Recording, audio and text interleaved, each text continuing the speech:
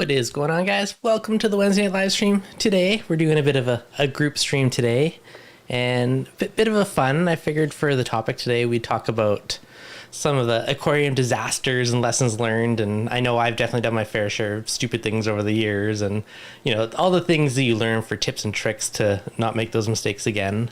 So yeah, it's definitely gonna be a fun one today. If you guys saw the thumbnail, I guess a disaster, not necessarily my fault on this one, but I had a tank crack, which sucked. If anyone's ever experienced that, it's not a fun place to be. And that was when I used to have a bent glass aquarium. So needless to say, I've been sticking to the flat panel glass ever since then. But water on the floor, I'm going to guess, is probably one of the more common bits of chaos that people do in this hobby, and one of the more disasters. And one of the other big things that I've done many, many times when I first started was overflowing RODI bins. You're going to mix up some salt water and you start your bin filling and you forget about it. And I've done that many, many times in the early years, and before I learned the good value of a float valve and how much that can save you. So that's definitely first tip. Anyone, if you don't have a float valve, spend that $10, buy one. It will save you many, many wet floors over the years. Right. Yep.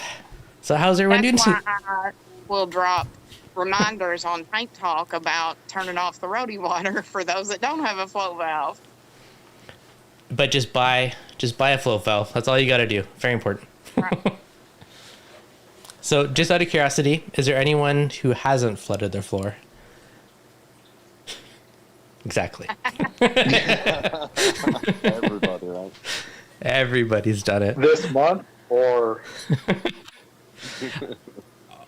honestly, one of the biggest things of automating water changes is that it stops me spilling water on the floor. That's the biggest advantage right there. Not even just saving the time, it prevents you from spilling. What'd you do, Sid? Does flooding a garage count as floor? That's fair game. I never flooded my house, only my garage. No, that's not as bad. Lesser evil.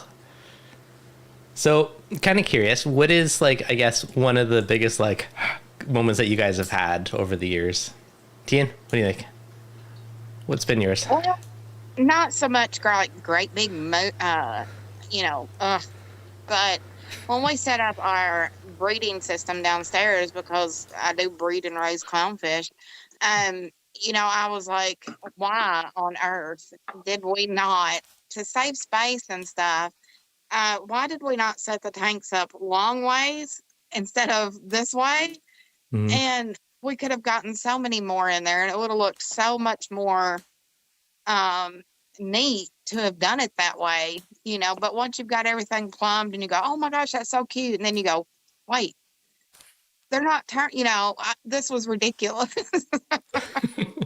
Yep. So that was like ugh. I wish I'd have thought of that before. Yeah, definitely. That's one thing too. Even every time I've done a tank upgrade, you always think every build you're like, oh yeah, I would have changed this and this, and every time you do a little bit better, tweak a little bit more. So it definitely happens over time. Oh, for sure. Yep. And then we'll always see other people's stuff and go, oh man, I wish I'd have done it that way. Yeah. Well, that's good. That's how you learn. Yeah. Yeah. Adam, how about you? What's been some of your moments?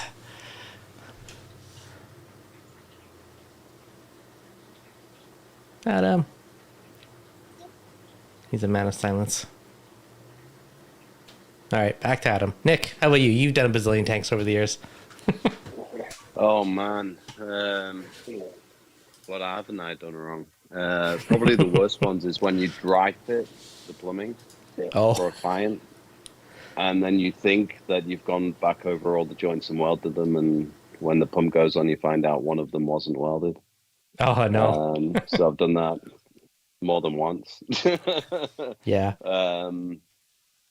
I think the other one is a hobbyist. I think pushing it a little bit too much. So one of the worst wipeouts I had was when I had a clown tang, purple, yellow, orange shoulder, and then I can't remember what else I went for. I think maybe in a soul hull, and then that thing just brought in I don't know, Brooklyn or something. I can't remember now. It's probably about 10 years ago, and just wipes out about 75% of my tank. And I was just like, why did I go for that one more fish? You know. Yep. So that's probably my biggest hobbyist mistake. I think was just pushing it too hard on the stocking level. I've done a very similar thing when I was upgrading tanks, and I had a temporary tank and I had about half my fish in it. And a guy was doing like an import order, and of course I had to get that one rare fish off the order and added it in, and it took out most of the other fish that was my temporary tank, which sucked. So definitely learned. I started quarantining after that. That was a solid lesson. Kind of got away, you know, without any issues for about 5 years, and of course it always catches up eventually. So that sucks. After that was when I went on my campaign of I hate tanks. So now I love the fish, but I don't like keeping them. So I avoid them at all costs. So you don't have them anymore? I tend not to be honest. Yeah. Maybe something like a Tamini tank or something like that. Mm-hmm. But I stay away from the larger tanks now. I just think it's too much stress in the system. And, you know, I don't think we keep them naturally unless you got a huge tank and you shoal them. Yeah. So I just stay away from it. There's so many other fish available that are stunning and interesting to have. So I'd just rather have an easy tank without them. Yeah, that's fair. I don't know. I still like them. I don't know if I could be tankless in a big system, at least a couple, but they're fun. Mm. And they're good. I don't know. I still like the algae eating aspect too. They kind of keep your tank. Oh, for sure. So yeah, it's a good trade-off. Mark, what have you done? What's been your biggest chaos? I'm trying to think, because you know nothing ever goes wrong in my house. Never.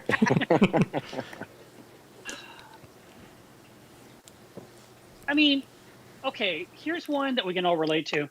When you need to travel for any reason, someone has to watch your tank. And having the right person to watch your tank is so important. And if you don't have that right person, it can be a disaster. And I was at a Mackinac conference years ago. I was gone for 4 or 5 days. And I asked my normal tank sitter to watch, and he was unavailable. He was on vacation with his family too.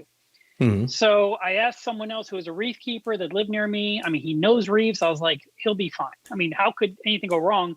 All he has to do is come in, make sure everything's spinning in the right direction, and feed. That's it. Everything's automated. So I started getting notifications. Man, I think it was Thursday night, Friday morning that my skimmer was, it had filled the waste collector completely and the skimmer can't run any longer. Mm-hmm. And this is, you know, right before the conference is starting. So I'm not going to have a skimmer for 4 days because it's full. It's turned off the skimmer. And I'm getting a notification every single hour. I went to the Apex meetup group and I was talking to someone there. I said, hey, how would you stop these alarms? Because it's never going to stop. I mean, it's going to be every hour and an email every hour for the next 4 days. I'm going to get, 100 notifications. And he said, you can just turn that alarm off. And I was like, oh, okay. So I literally turned off the alarm, which then turned off all alarms on the Apex. And in the meantime, my tank sitter did show up, if I remember correctly. I think I sent him a message to say, hey, can you empty the waste collector on the toilet? Just put it back, put the tube in there. That's all you got to do. So he probably did that, I think, maybe. Maybe not. Or maybe I didn't turn off the alarm. Maybe I turned off the float switch to the waste collector. So now the skimmer has resumed and it's overflowing nonstop and it's flooding the fish room. And so he sends me a text and he says, well, there's water everywhere. I'm like, okay. And he says, I don't really know what to do. And I'm thinking, you don't know what to do? I mean, you're a reef keeper. We know what to do when there's water everywhere. You find the source, you stop the source, you fix the problem. I said, thank you for letting me know. And, I came home Sunday night instead of like Monday morning. And I remember I got bored. I immediately opened my, my phone, checked the status. Still no good. I drive straight home. I open the front door and all you smell is water. Oh. So I drop the suitcases right at the door and walk straight into my fish room. And there's this flood. And what it is that the waste collector float switch had been turned off because it was the one triggering the alarm. So the waste collector had overflowed, but he did nothing to clean up the mess. He did nothing. He didn't solve the thing. So so I spent 2 hours cleaning up that room. Mm-hmm. And then I went and got my suitcase. Wait. And I unpacked it with my corals in it to put them in floating for the system Just because float I them had on to the deal with floor. the disaster that was the fisherman. Yeah. Okay, wait. So you turn off the alarm, but how did that turn off the float valve? What is this black magic? I must have selected like that switch to off or something, the actual float switch, because it's the switch that goes with the breakout box. Yeah. So odds are I was able to disable it or something. I never ever disabled it again. Now, if that thing is up, it's up until someone empties the container. But I think I was just trying to stop all these stupid notifications that would not stop coming into my phone every hour on the hour. It was just, I would love an Apex to tell me there's a problem and I acknowledge it and it's done. Don't tell me again, because you've told me and if I've hit it's like your alarm clock. I'm not hitting the snooze button. I'm hitting the off button. Don't come on for the next 9 minutes for the rest of my life either, Yeah, I've also done it right, turned off my alarms, and something happens, and of course you don't get to know about it because your alarm's off. Forget to turn it back on, so that's definitely a thing. Yeah.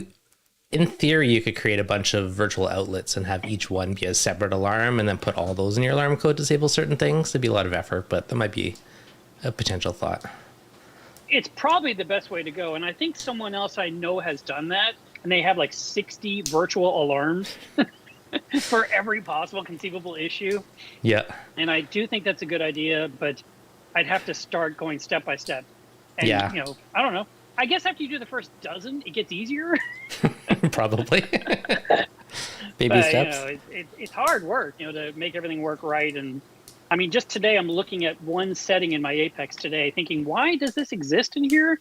And I went down the rabbit hole and I never did figure out why that's there, why I made it. Do I need it? If I get rid of it, will it break everything? I have no idea. So I'm going to wait till Dwayne has time to look at it, and he'll tell me, yeah, we used that 4 years ago. You don't need it ever again or something, Yeah, fair enough. Well, that's a pretty good extreme one. I like it. Yeah, so get a better tank sitter, y'all. There you go. One that knows how to use a mop.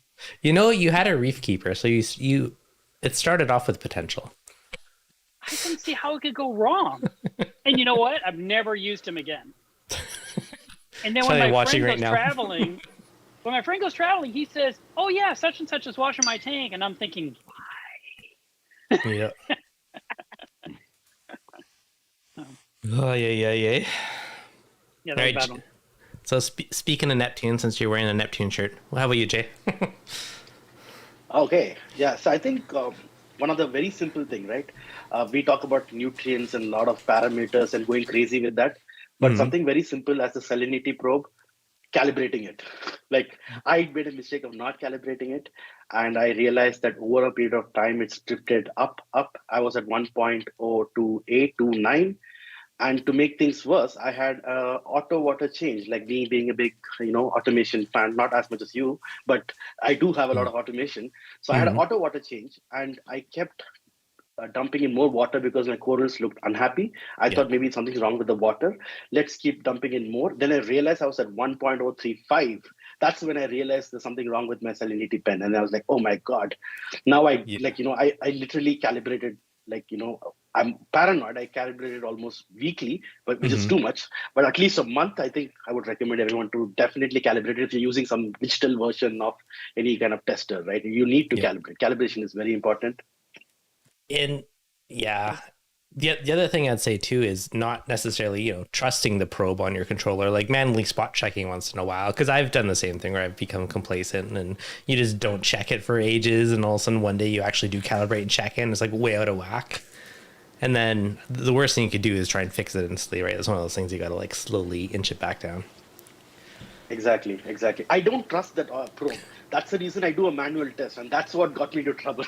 like I was like, yeah, the probe's screwed anyway. So let me just use the manual pen, and I kept testing it, and it was like all fine. But the thing is, I had not calibrated it. Oh yeah, that would do it too. Okay, so what do you use? Do you use a refractor meter? Do you use a digital one? What's your go-to? The digital one from HANA. That's my go-to one, just because it's simple. Yeah, exactly. That's the one. Just because it's simple, I'll be like, yeah, there's no messing with water or even picking water off the tank. I just drop it in, check it, and good to go. I have a couple of them. I have like a QT tank. I have different. Yeah. Yeah, I have one for my mixing station. I have one for my QT. This is after that disaster. Right now, I have multiple testers. Initially, I used to use the same thing, but not in my QT. But now I had a whole other disaster with that one other fish syndrome. So I did lose a lot of fish, and I kind of QT a lot. Like I QT my frags, I QT inverts, it's tough. But I try my best. At least 80%, 80-20 rule. Like I try to get 80% of things done in QT. I know it's like, very controversial topic, but again, I try my best and I'm happy right now. Things are all looking good, stable. Yep. Well, that's good.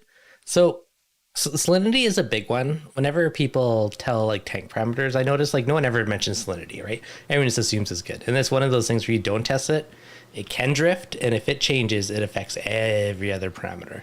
So it is an important one that people should pay more attention to. At least I know I was really bad for a few years, so I assume other people were too, but it's good to check her once in a while. Savvy, I see you smiling. How about you? Well, definitely I've heard so many things and I'm like, okay, well, I guess I won't mention that one. I won't mention that one. I think a few things, comes to mind. Haven't been doing this very long, but we've all suffered our little disasters, and everyone's disaster is different, right? It's all a bit subjective. Probably the two that come to mind for me is one is when I did my first tank move from my old place to this current home, and I had a Red Sea 250, and I planned it all out, got everything in the house prepared to move, and really it was my job to just move the tank. So rallied the troops and made a clear plan for it all, had all that sort of figured out, had water made, everything. And what I didn't do was create a clear list of my inhabitants of my tank. And what ended up happening was I ended up, loading the rock and all the corals and then all the individual larger fish. And what I never considered was I had this beautiful green chorus wrasse who, during a time like that will do what it's meant to do, which is dive into the sand and hide out. And I ended up adding a lot and took the opportunity to add some new sand to my new tank, to the tank when I moved it, and left some old sand out. Unfortunately, the bucket of sand that I left out, which I left on my front doorstep, ended up having my green chorus wrasse in it. Oh, dang. Yeah, so the next morning I went out to get the newspaper, and that poor fellow was there, and so that was probably, I felt terrible about that. And then the other thing was plumbing the new tank, getting that all figured out, and figuring it out and being very proud of myself that I did it well, had no leaks and everything, and then did not correctly calculate for how much water was in my overflow. And where my outlets, my returns were. And the first time I shut down my tank in my new house, promptly flooded the sump, and ended up my wife was just very happy about that. So despite all the planning, made a simple mistake. So those are probably the two kind of ones that stand out to me as being the big ones. The salinity one's interesting because for the longest time I would only measure the salinity in my mixing station, and knowing once I got it to where my target was, that's what I would use and put it in my tank. What I did not sort of work out was what changes to salinity occurred based on my dosing. And that really changed things over a long period of time where I never really noticed it. I always thought if my ATO was working well, my sensor on my ATO was working well, it seemed to be filling it up to my sensor all the time. And then, but over a long, couple of, 6, 7, 8 weeks, I started to notice some things weird in the tank. And that was because of all the things I should be measuring salinity in, i.e. the display, I was not. And so that was definitely another learning lesson. That's a very good point too, because what you're dosing is adding salts to your tank, right? So I forgot about that one because I've used a calcium reactor for so long. But yeah, that's a great point. Definitely can swing things over time. Nick, I see you smirking. You're like, yes, yes, yes. Well, it's just like, the first test that you should always really do is your salinity, because it's like you said earlier. If you don't test your salinity first, then your other levels, you're testing for them, and they can be out. Then if you put corrective measures in for those and your salinity's out, then everything's out. You're going backward. Yeah, everything's out. So one of the things, like if you go into a store and there's a local store to us, and they're always told that if someone comes in and asks for a whole bank of tests to be done on the water, the first thing you should test is the salinity, because if they start testing all the other stuff and using up the reagents and stuff, and then they test the salinity and realize it's out, they have to run all the tests again. So then they get shouted at by the store owner for wasting reagents, So, yeah, I think salinity is the one thing that we really slack on testing for. I agree. A lot. Yep, we definitely do. And but yet we pass it by when we're so worried about everything else. Yeah, 100% do. And I know I was really bad at that for a long time. I've gotten better. So I like to bring that one up because I guaranteed other people the same thing, complacency. You're like, it's fine. It's good. And then you just never check, so you never know. Can you remember that, like, I think it was only like a few years ago now, where when I was watching a lot of the YouTubers and they were talking about testing water and things like that, and quite often they would say, pH, don't worry about that. And then if you fast forward to today, all people everyone's care about. Crazy about pH now, right? Like I think going back to CalQuasar and all of this, and oxygen saturation and maintaining the pH, and they're kind of like rediscovering the alkalinity, calcium, and pH ratios. But just a few years ago, it was a lot of the YouTubers, I used to watch were, when you this is how you do your water test, but pH, don't worry about that one. Yeah. So it's funny how it all comes around in big circles. I know, it's true. JCS, you're super quiet. What's going on, buddy?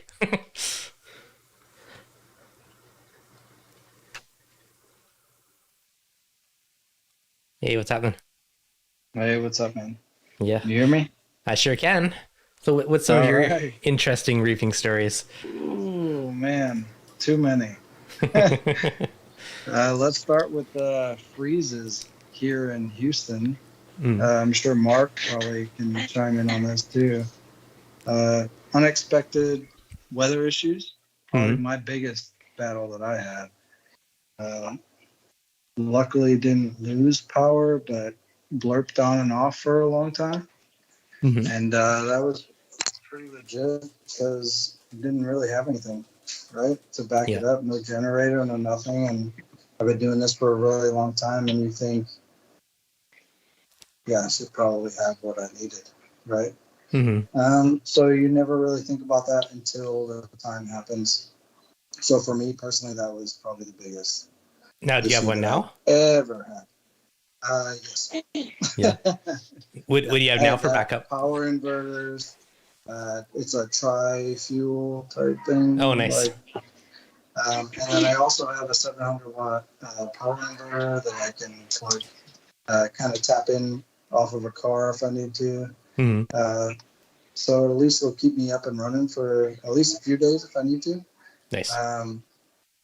Between that and then, alkalinity, not testing. Let's start with that.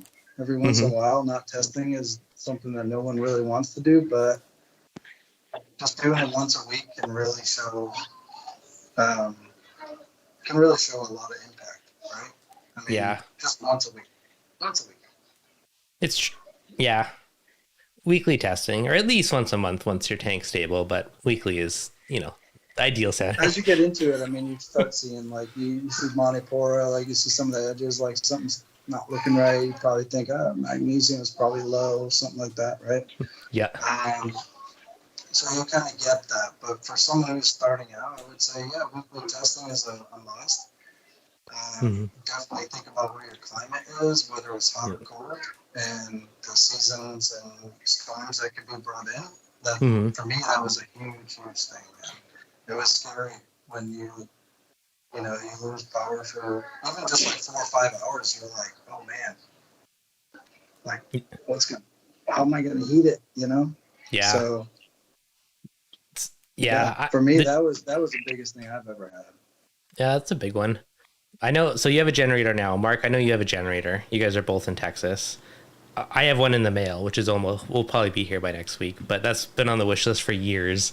So I'm happy to finally almost have one. It's just one of those things.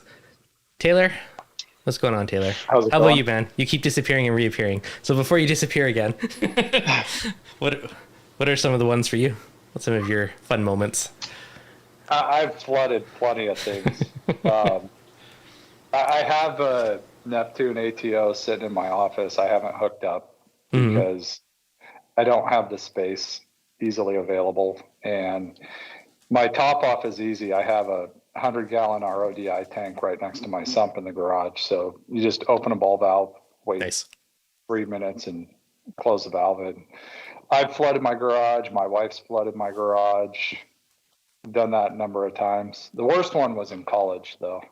I was right towards finals and graduation, and I thought it'd be a good idea to plumb a 30-gallon tank for a frag tank into my 85 display. And instead of drilling it at the top of the tank, I drilled it at the bottom. And I don't know what happened, but the hose came loose. I came home to my wife calling me off the hook. Your tank's done. And it drained down to like a half inch above the sand. Oof. And flooded about 100 gallons of water into we had a large hallway and office area. And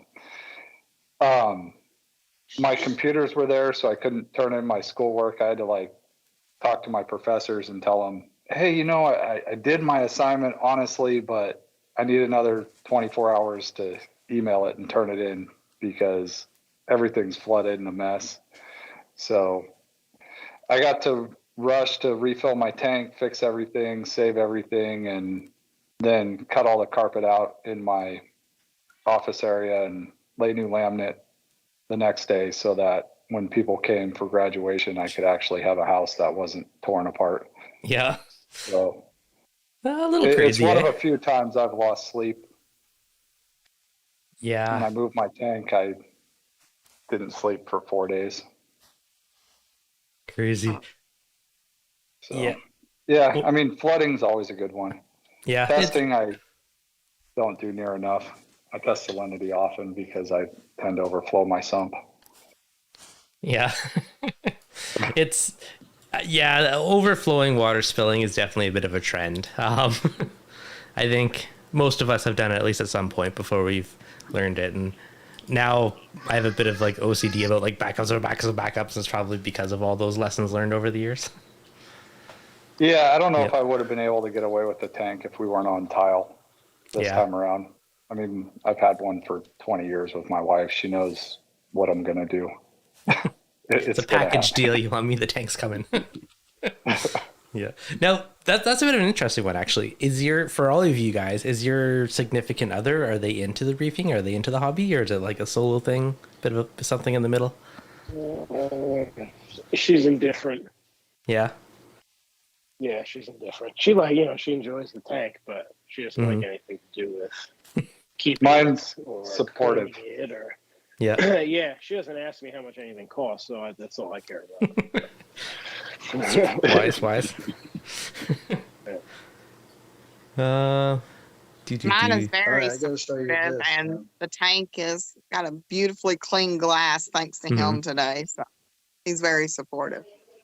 Perfect. Yeah, Excellent. I do all the glass cleaning. I'm too afraid of people tearing up the silicone even more. Fair enough. Savvy, your lady's into it pretty well too.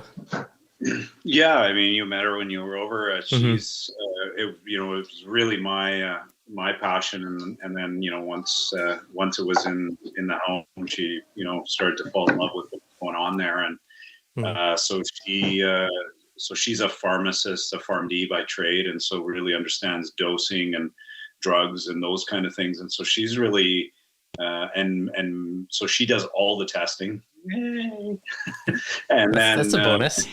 She actually guides, the bulk of our dosing based on, she's a lot more knowledgeable in that than I am. She's got eyes on the tank. She works from home a lot more.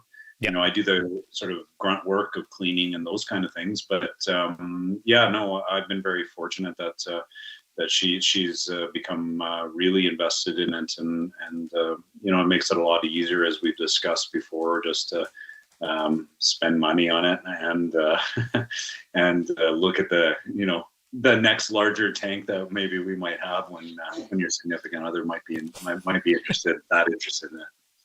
Yep, it's a good way to go. So in the chat, someone was just talking about I let the wife and kid name the fish to keep them interested. That actually makes a big difference too. It does, but don't ever try and get rid of or sell that fish after they name it and become friends with it. But I had to inherit all my son's fish because we tried the fish tank with him and it worked. There was just no tank for me to take care of, so I just inherited all his fish to my fish tank, and we took his down. My daughter likes to help out, but getting the kids involved definitely gives mommy a break too, so it's always a bonus. Yeah, that's a good point. Now I'm a bit curious, on average, how many tanks do you guys have? Because I know some of you have the frag systems, other tanks. Let's go. I have that's a sensitive subject. I don't have any tank right now. Is it coming back? It depends who's asking. Fair. I have a pond. Yeah. Are you going to do a big tank against it, or what's your plan? Yeah, I got probably about 1,200 pounds of lava rock sitting in the pond right now, waiting. Nice. Is that a saltwater pond? It's carrying your rock? Three. Yeah, it's just holding my rock and some giant snails. I got some 5-inch snails in there. Yeah, it's pretty big snails, actually. Yeah, they're huge. I don't even know where they came from. Well, bonus. When I went from a 75 to a 220 gallon, my wife told me that was it. I could only have one. Yeah. So I plumbed it through the wall into us in the garage and have the sump and everything out there. So nice. She's let me get away with considering the frag tank, the refugium, the sump, all one system. Perfect.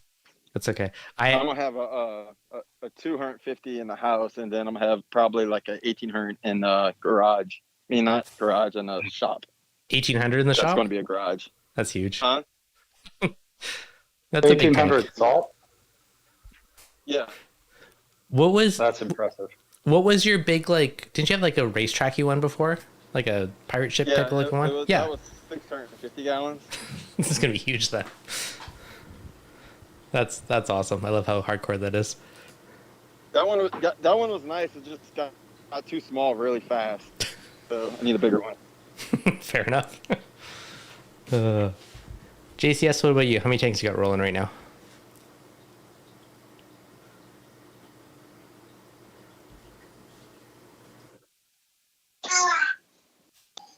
Right now, I got 2 and a bunch of children screaming in the back. Fair enough. Yeah, I got the tank behind me. And then I also have an integrated marine 15-gallon tank that I just set up. Nice. Yeah, that tank, man, I can't knock it. If anyone wants to kind of get into the hobby, there's $99, on their website. That's pretty good. I always kind of say go as big as your budget allows you to, but if someone wants to kind of just dabble, I mean, you can't really go wrong with $100, right?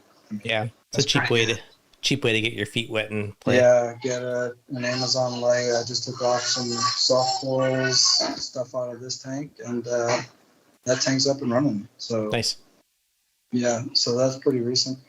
Mark, how many tanks do you have? Well, I have the 400-gallon reef. I still haven't set up my anemone cube tank again. They're in a temporary tank, so that's 2. has a frag tank with some anemones, clownfish, and chalice, and gorgonian, and then there's Caitlin's Reef. So that puts me at 4. Well, Nice. There's a mangrove vase. That puts me at 5. And I'm thinking about 2 more.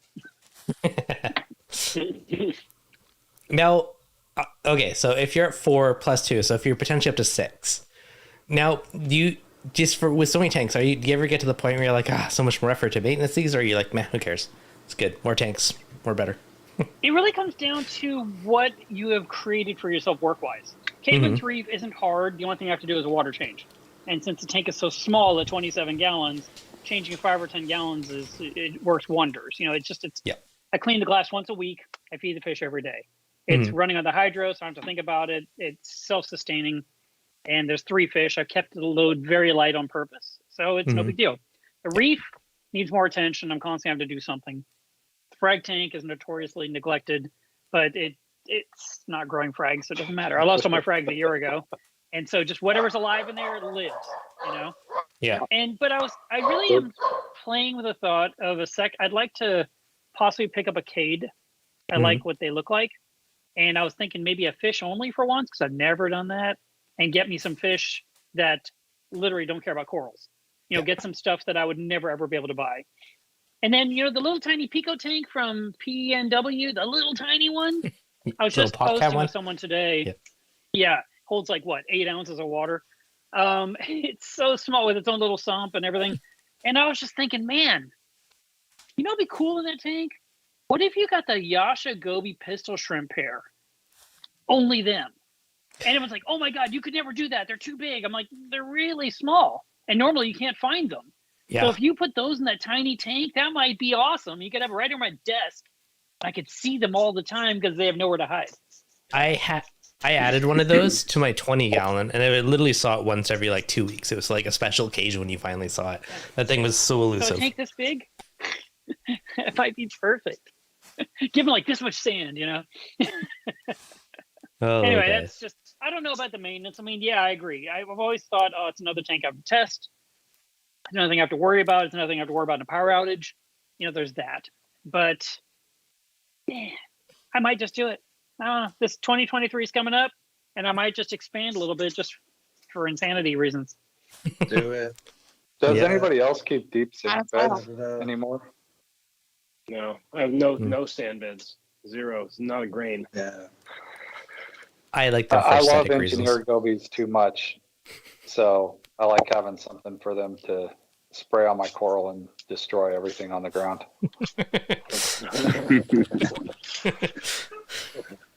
Perfect reason. Devin, do you have any pushbacks on the shallow reef that you set up? Or? Well, I have 2 tanks, so I kind of agreed to 2 tanks. You got I have the shallow reef and you got the water box. Yeah, right? So I just have 2. I agreed to 2. That's why I have 2 big ones, just to fulfill that.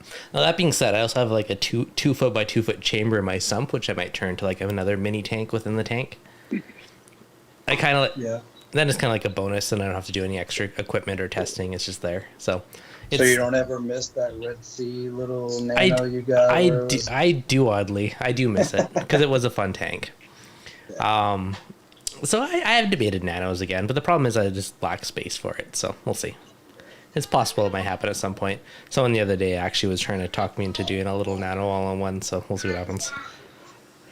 Yeah, that was one of the reasons why I set up that innovative. I never had something real simple, just give me a water change a week, 5 gallons or something, Yep. and just see what happens. We'll see how it goes. The advantage of a little tank is one water change basically resets everything and keeps your tank happy. Like that 20-gallon Red Sea I had, literally a 1 bucket a week water change, and the tank thrived. It was the easiest tank I've ever had. So even Mark, if you do your pop can tank, I mean, you could do a 100% water change, just dip it in your reef tank, and you basically have a complete water change in seconds. So it's telling you, Mark, set up the tank. It'd be easy.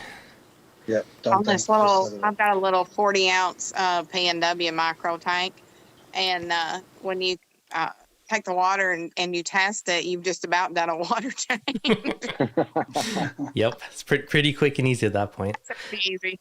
Yeah, I've been dabbling with this idea in my head. I'm still debating if I want to go through this effort, But I have like the dart frogs in the vivarium on one side of my desk, and I have the saltwater tank on the other side. And I've seen people do paludariums where there's fish on the bottom and then like jungle-ish above it. So I've been toying with the idea of how I could do a saltwater version, which would be pretty cool. But we'll see. So I've been toying with some crazy ideas how to like combine them both into one crazy system. So may or may not happen. We'll see. Nick, you're smirking at me. I know you got something to say. Probably about deep sand beds and probably about my crazy idea. I can see your wheels turning from here. You know, it's like for me, because we design aquariums, I get bored really easy, and I think because I've been in the hobby so long as well, I'll be honest, it's hard to stay in the. I find it hard to stay in the hobby as long as I have, and still get motivated by doing stuff. I think I went through a phase of about 3 to 5 years where I just set systems up, ran it one way, broke it down, set up again, run it a different way, and that was a good learning curve for me. But I'm just thinking with when you see, I'd love you to do a different tank, Dev, to what you've done before. We have a really, really cool design that we're putting out there this year. We did quite a few of them at the end of this last year, and everyone's loving this design. And I think with electrical costs and things, what they are as well, it solves some of those issues. I'd really love for you to do one. You know, it'd be something completely different to what you've done before. You can. What do you really want me to do? What are you thinking? Details, Nick. Details. I'll show you. I'll talk to you about it. But okay. I know for a fact I don't think there's probably many of them over that side of the pond that I know of anyway, and they're very unique. So I think that'd be interesting for you. But I have to set this up. I'll show you. So I've got to set this up for my missus, this little Pico. So I've got to set that one up. But I have a client at the moment. I'm just doing his skate for, which is 4,000 liters. So what's that in your money? It's like just over 1,000 gallons, I think. Yep. And that's been done on the new design as well. So that'll be quite an interesting one to do. You have to spill what the new design is. So you keep talking about it, but no details. Do I get a sneak peek visualization of what you're concocting? Well, that'll make a great live stream for you. See when you install it. That's what I'm thinking. And then I've got those new Ecolamp, those Spectras that Ecolamp sent me. So I have to set up an office tank for that. I think that'll be a 4-foot, and then there's all the store tanks and stuff. So yeah, I'm setting probably about 3. I'd say about 3 tanks up this next couple of weeks. Yes. But I haven't run one for the last few months just because I've been so busy setting the store up. But yeah, so I'll be escaping away this next couple of weeks. That's the fun part. Now, to the deep sand bed comment earlier, is it something you've touched in many years at all, or? See, long time ago, we used deep sand beds, like very deep sand beds in the sumps and refugium systems, and then that's where we moved on to things like Miracle Mud, which I'm a big advocate of still. Not so much the deep sand beds now, but I certainly love running a sand bed in a system.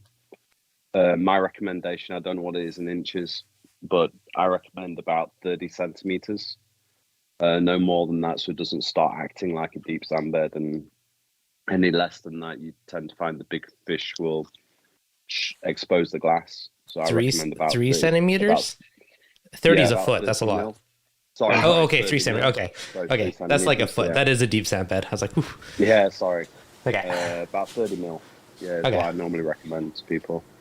This is why you don't talk in metric. I know a lot of people move to like bare bottom, and I'm not too sure why. I mean, I know from what I saw, there was a lot of people thinking that the sand held nutrients. Whether that's the way that they reef in terms of the mythology or how they feed. I don't know whether they've got the flow right or the filtration systems right, but I think sand is too beneficial for the system to do without, personally. Yeah. That's my personal In my opinion, in my 650 gallon, I had about 4 inches. Yeah. Yeah, so you're going to start acting like a deep sandbed, so you have to feed that and work it right as a deep sandbed. That's the difference. It's like I you guys. I had sharks, and they just stir it all up. Right. Do you guys run the tractor? I run too much in the flow. stumps or no? I have a filter roller. Oh that yeah, I catches hate pretty those much things. everything. Love them. I think filter rollers are like one of the worst things that happen to the hobby. Because the water's overskimming too and clean? filter rollers. I don't know. I love not dealing with years socks. ago, right? I just don't I do love that. filter rollers. And I see a big Polarizing. movement in like feeding as well. Everyone feeds frozen. Like they go, oh yeah, I feed loads of frozen, and I always make sure my fish are well fed. They're all fat and healthy. And I'm like, fat and healthy? Like, and you just feed them frozen? That's the American version. Right. That's frozen food, right? Yeah. But, I don't feed much frozen food at all. Yeah, I I do. would Mostly think, flakes and pellets, like high quality stuff, but not much frozen. I always instruct my clients I like to to make their own overfeed too much. food. I feed everything.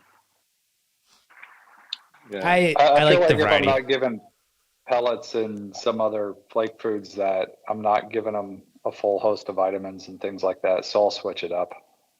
Yeah, I mix it up too. I have certain fish like copper bands that will eat. They won't necessarily go for pellets, but they'll go for frozen. So I do feed frozen a lot, but I also like pellets are like my lazy food. And then I do think it's good to mix it up just because everything's going to take different nutrition out of different stuff. So I like the variety plan personally, rather than just one thing. I think the worst thing about feeding is and this I think comes down to the manufacturers to some extent, and then the hobbyists, because it's like I said to you before, Deb, the more we demand of the manufacturers, the more they'll provide the information. And I think there's a big lack of information about nutritional requirement of fish. Recommended daily intake and all that kind of stuff. There's not a lot of information out there. And any food manufacturer will always stick on the label, the full spectrum diet. This food contains the full spectrum diet required by your fish. So what is that? Here's a good question for you, since you don't like the fat American fish. Do you think you can feed your fish too much as long as your filtration can handle your nutrients? Like, can you put too much nutrition in for fish and corals as long as you're not spiking your levels? Too much what? Like, my analogy for people is always this. If I gave you a big heaped plate of mashed potato and gravy, or I gave you a half a plate of steamed fish, steamed vegetable, fruit, wholesome food, which is more nutritious? The large plate of mashed potato and gravy, or the much smaller plate of highly nutritious food? So when you're talking about feeding the fish too much, but it's too much of what? But if you're feeding it's nutritional food, then now, if you don't necessarily know what's the best and the worst food, if it's not all labeled properly, yada yada yada, do you think there is the benefit of going with the shotgun variety approach of just mixing it up? Because you get your scoop of potatoes, you get your scoop of steamed salmon, which is slightly twisted, but you get your scoop of veggies. Big in and big out reefing system, right? That's the method. So big in, feed it loads, do loads, and then what do you do on the back end? Huge skimmer, water changes, filter rollers. Because you're trying to, you're putting loads in to take whatever isn't consumed back out again. And that kind of reefing, to an extent, for me, never makes sense because it's not efficient reefing. So you're kind of compromising all the time on the fact that you're trying to give everything you can to make sure the fish and the coral get something, and then whatever's left over, you're trying to remove it before it does any damage to the system. Where I always think if you get things naturally balanced, if your nutrition is low, add more fish. When your nutrition rises, add more coral. So a lot of my customers now, like I set up a WhatsApp group for a group of my clients because I was saying the same information to 10, 20 different people. I thought, you know what, I'll set up a WhatsApp group and give the same information to the group. Yeah. And there's a number of those people that don't run even skimmers on their system. One guy actually was complaining, right? This is funny. So he's got a big 7 foot by 3 foot system. And he loves his softies, his SPS, everything for works, loves his tangs and all that. Mm-hmm. And he bought, I can't remember what skimmer it was, like a Reef Octopus skimmer, not a cheap skimmer, a nice skimmer. And he bought the new Red Sea roller mat, right? Yep. So this guy's 3 months, 4 months into his tank, and he's got coral, he's got tangs, he's got everything in. He put 3 tangs in there. So he thought, okay, I need to feed more. So he put some more food in. And then because he's feeding more, he's like, great, I can switch on my skimmer at long last and my roller mat. And then he started getting cyno because he started stripping out the nutrients. So then he switched off the skimmer, switched off the roller mat, and his cyno disappeared and his nutrients came back. And then he's ringing me going, Nick, what the hell? When will I actually get to switch on this skimmer and switch on this roller mat that I paid all this money for? And I'm like, not yet, obviously. So if you balance your system out, you don't need the intervention. But he spent all that money on the equipment. He has to use it and get his money's worth. Yeah, he bought it before he met me, when I didn't know he was putting a skimmer on there. So the skimmer is like you know what we talked about before. His skimmer is basically an ozone reactor now. Yep. That's all it's for. It's an ozone reactor. Yeah, I rely on mine so much for pH. But yeah, no, it definitely... Yeah, it is funny. I do think that we do probably overfilter our tanks now, for sure. And we all do it. I think that the cost of reefing is going to be, I think people have, I mean, we're already seeing in the UK, I don't know about in the States, but people are leaving the hobby because of costs associated. And I think a while ago, Mookie, Inappropriate Reefer, touched on this. And we're saying with YouTubing, the YouTubing society, if you like, community, have some responsibility, because he was sort of saying we always the YouTubers are always reviewing this expensive kit. So newcomers to the hobby get this false impression that to be in the hobby, it's expensive because you have to have all of these kit, all these doses and skimmers, and expensive lighting. And he was sort of saying, maybe we need to show how you can reef more Here's the cheapest build possible. It's... But the thing with that though, Dave, is I have clients that, believe it or not, they're running ceramic media and filter floss and dosing. That's it. No skimmer, no roller mats, no this, no that, no this, no that. Just in a nano tank. Back to basics. Nano tank? These are not nanos. These are 4 foot tanks. One guy's got a $3,000 rainbow trackie in there. He's got SPS in there. So everyone always says that, you can do that with softies and mushrooms, right? But you can't do that with SPS, but you can. Yeah. My frag system is just filter floss and a skimmer. And it's got SPS. It's got everything in there. That's what I mean. Exactly. I don't think I have more than a skimmer. I'm running a Euro Reef, but I mean, I set up a 220 gallon system for probably $1,800, but I bought everything new or used, built a stand and a hood the weekend I bought it, because when I moved it, I realized this stand was terrible and shot. It was a terrible weekend. I made it through. Yeah. But I've added some gear to it since then, but now I didn't realize, because I was out of it for 7 or 8 years. I mean, I had a 75 gallon tank I'd been running for a while that was in storage. And when I upgraded, I had no clue what the costs were nowadays. The last time I set up a big system, I set up a 180 gallon tank in the late 90s, early 2000, and everything's 10X. I had no clue that you can't get live rock anymore. I got 400 or 500 pounds of it in my system that came with it. I didn't realize sand cost a ton of money just for the sand. And then I go, oh, I need new pumps. And I start looking online. Oh, there's all this cool new stuff. And oh my God, it's expensive. Now, okay. Now that being said, you can, this hobby can be as cheap or as expensive as you want to make it, right? Like you still go buy. Yeah, so am I. But you can still go buy, like the standard issue AC pumps for $60, but everyone wants the $200 dead quiet DC pump. So, I mean, you can still do stuff cheap. Yes, it is definitely more expensive than it was 10 years ago. But I think it's... I've slowly started upgrading. I just like playing with all the cool gear and then also having like really slick, nice looking stuff. Yeah, I'm with you. Also, I just like everything being automated so I don't have to touch anything. Yeah.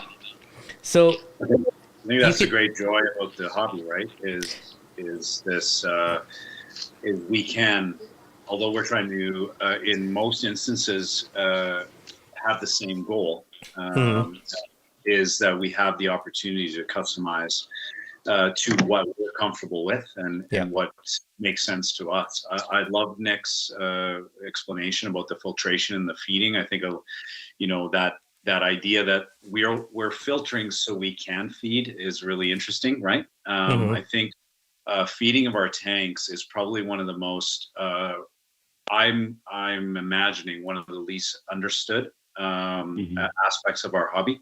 We have so many things that we do to objectify and measure what's the ideal water parameters for all of these things, including now right down to the biome of the bacteria in our tank and the trace elements.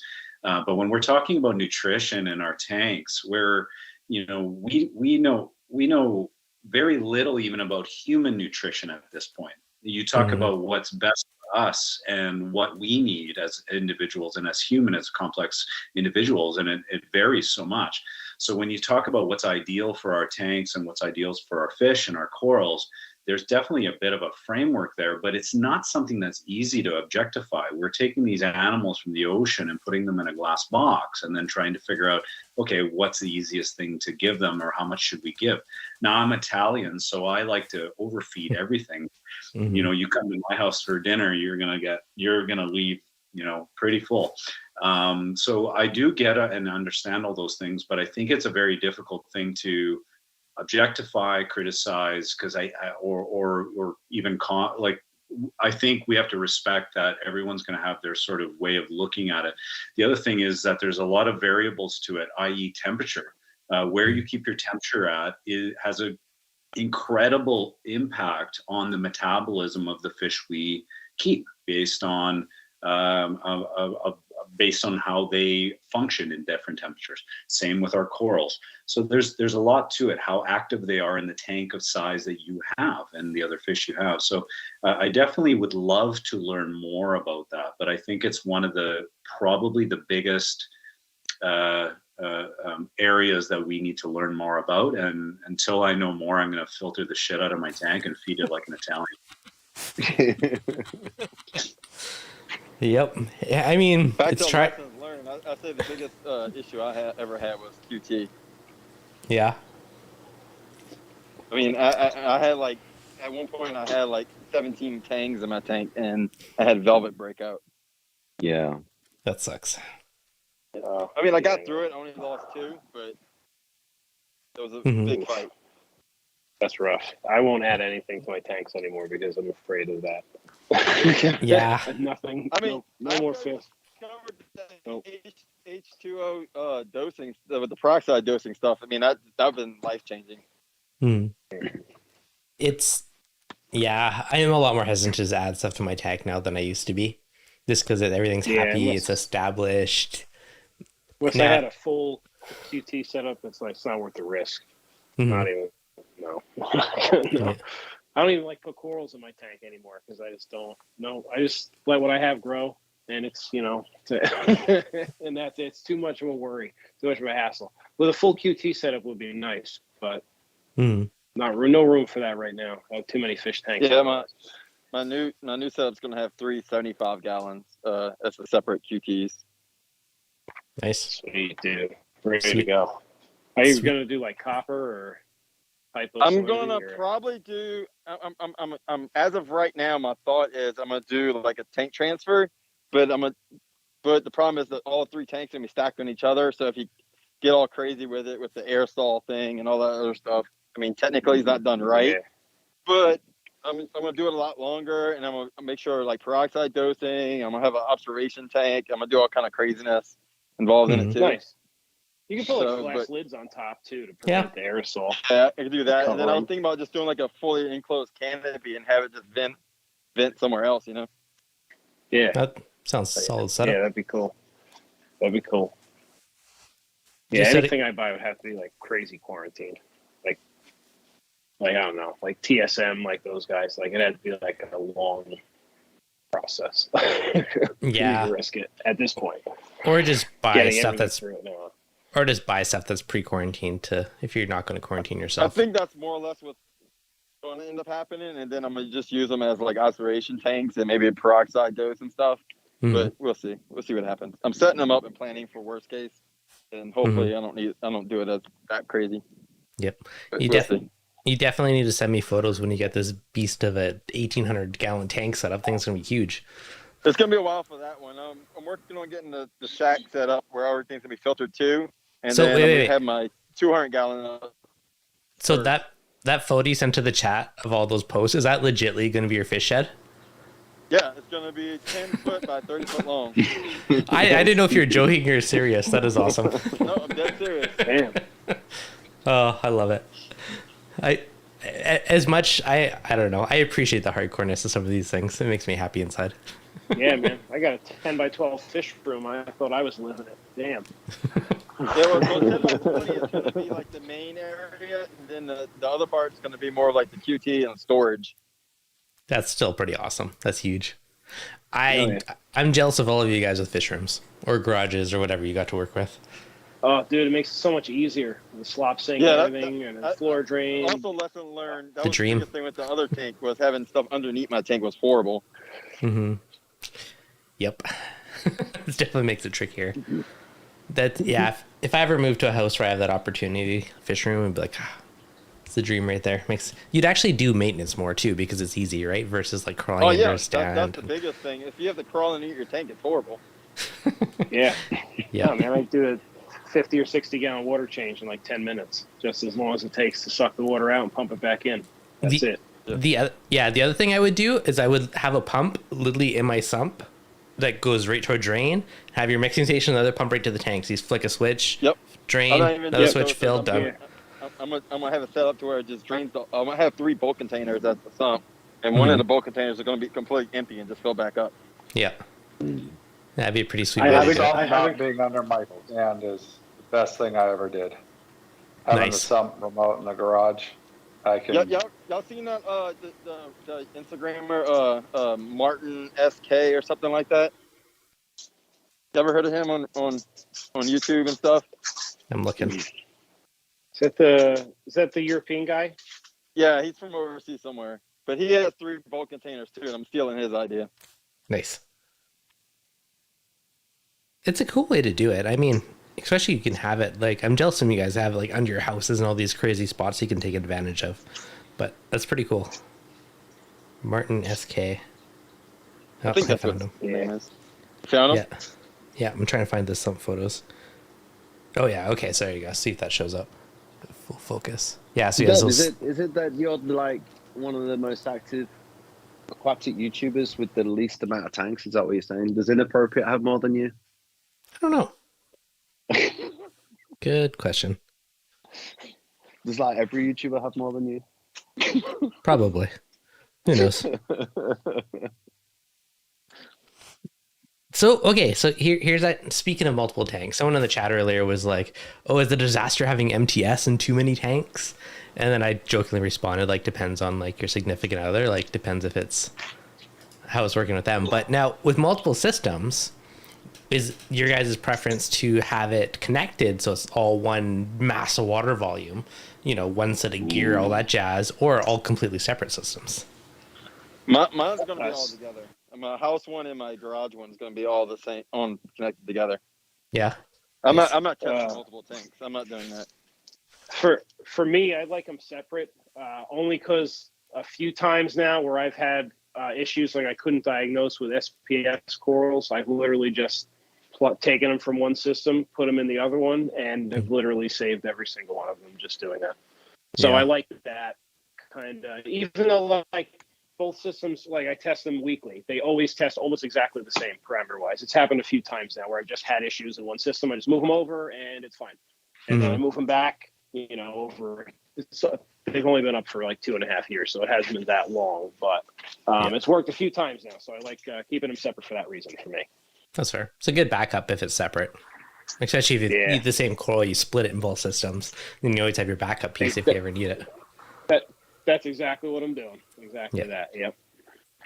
But then you have double the gear, double the testing. Sorry, go ahead. Yeah. Well, I was just saying I've had success just cutting them and putting them in other spots in the tank or moving them into the frag system before when I've got problems. It's just, I don't put enough time into it to think about trying to maintain multiple systems. I rarely do water changes as it is. Yeah. But the budget side of reefing, I mean, that's definitely one way to save money. If you do a second tank, just plumb into the same sump and you don't have to rebuy second sets of all your gear. Savvy, would you do a second tank? Or just one? Yours is a nice display in your living room. I really like your tank. We got to do an update on it one day. Sidebar. Yeah, I would love that, especially with the new lighting system and stuff. I mean, I would love the idea of it. I've absolutely fell in love with, I think, the BRS Clown Harem tank and with Mark's anemone tank. We don't have any I didn't move any anemones to this new tank because it just became a real pain with them trying to get them out of there and them doing what they wanted to do. And so we decided just not to have it. And I really miss having them. And so Jens really wants an office tank and, which would be great to do. And I'm thinking about a shallow lagoon here with just doing an anemone tank.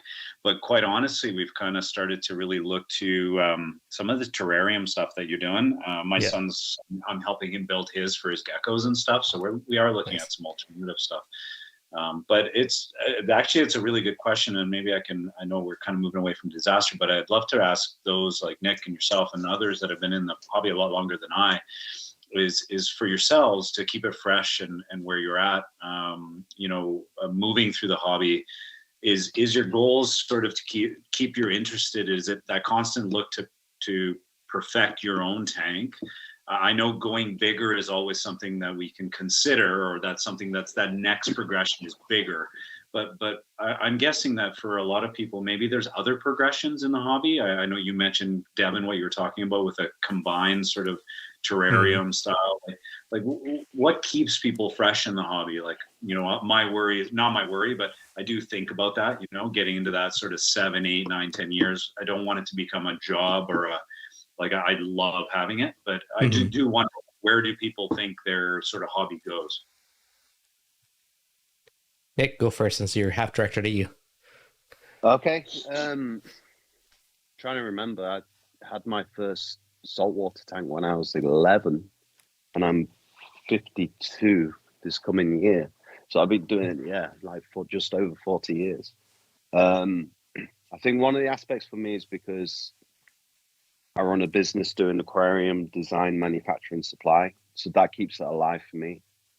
For myself, hobby-wise, as a hobbyist, I'm a massive believer in knowledge is power.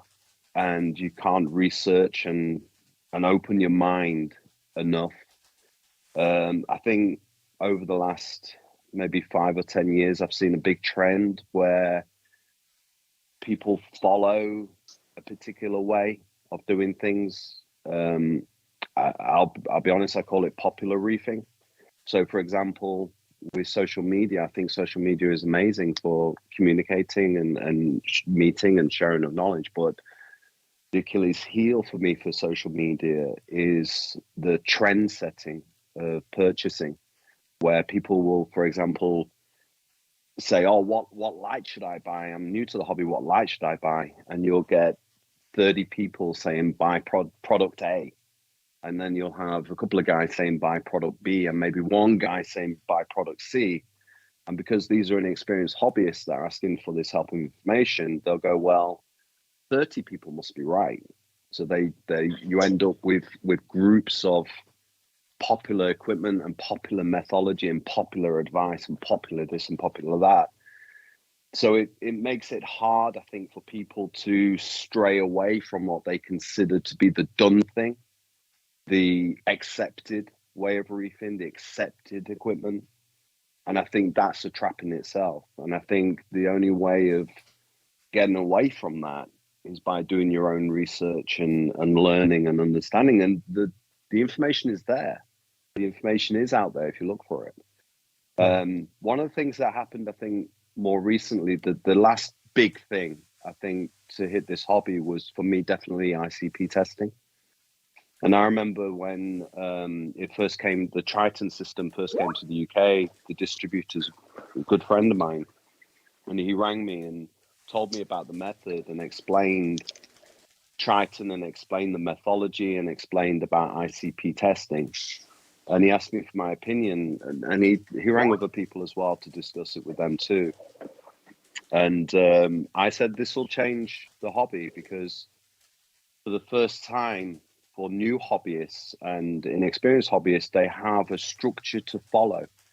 They're not blindly trying to understand this mystical reefing. And at that time, we did have people that were in the hobby 15, 20 years that would put themselves on pedestals and look down on people and say, oh, when you've been doing it as long as I've been doing it, you'll be like I am. You can do the things that I can do. And I think what Triton and what ICP brought to the hobby for the first time was a very insightful, structured way of following a method, and providing the information that the ICP breakdown of the chemical formulation of the elements of the water does for us. And also that people can learn what cobalt is, what manganese is, and what it's for. Where before that, it was a mystery, the trace elements, a lot of it, dissolved metals, mineralization, and things like that. And I think that was a big movement. But what I've seen in the last, I think, few years is that people are going back to this.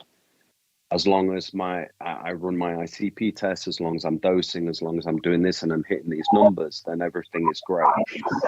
I actually had a disagreement with somebody that worked in the shop a number of years ago, probably about 2-3 years ago now. And he was showing me his ICP test results from Triton and was saying, oh, look, I've done it. I'm there now. And I said, what do you mean? He said, for 3-4 months, all my ICPs come back all green. So I know what I'm doing. My system can't get any better. And I said to him, but the thing is with that is that trace elements doesn't grow your coral. It doesn't stimulate the coral. It doesn't give the coral life. What the trace elements does is the utilization by the coral once it's stimulated, once its metabolism is there. BRS did a good video that I enjoyed called the 4 Pillars of Reefing, if you want to watch that.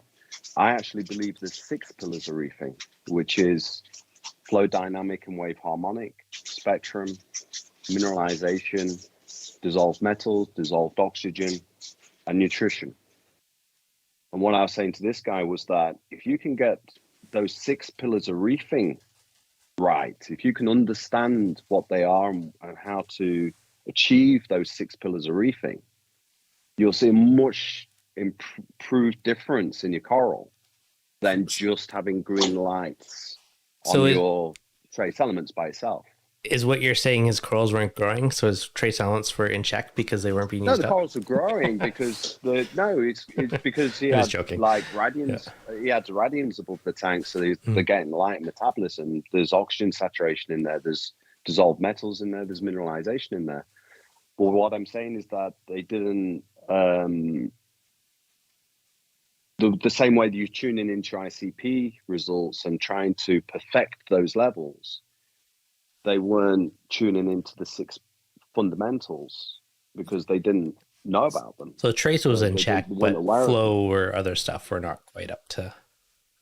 Yeah, so if you can perfect your 6 core values, your 6 pillars, if you like, of reefing, and then you get your trace elements and everything else in play, then you've got what is encouraging your coral to grow and metabolize, as well as what then they're utilizing once they're growing and metabolizing and all the other biological functions. It's like light, for example, spectrum. Very few people understand light in depth.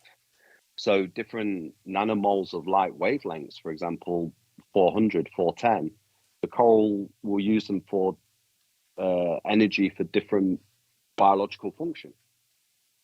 Some of it's used for metabolism, some of it's used for cell repair, and so on and so forth. So a lot of people don't understand. When they set their lights, they just say, I'll just stick them on this coral because I like the look of that. And then actually the coral isn't getting some of the wavelengths that they actually need. And then that's where things like PAR comes into play, where everyone's measuring PAR, but PAR just gives you a number of the amount of light. It doesn't tell you the recipe of that light. So you can have, 400 PAR, but if it's all in the wrong areas, it's doing jack for your coral. So I think for me, to keep it interesting and to keep it stimulated moving forward, that was what did it for me, was the realization about these areas of reefing and researching that and looking into that and the benefits that gave me as a reefer then to be successful in my reefing and system design as well, and not just the ICP trace elements and all that kind of stuff. So that's what kept me going. So 40 years in reefing. For future setups, is there any vastly different things you do now versus, say, 10 years ago? Yeah, it's like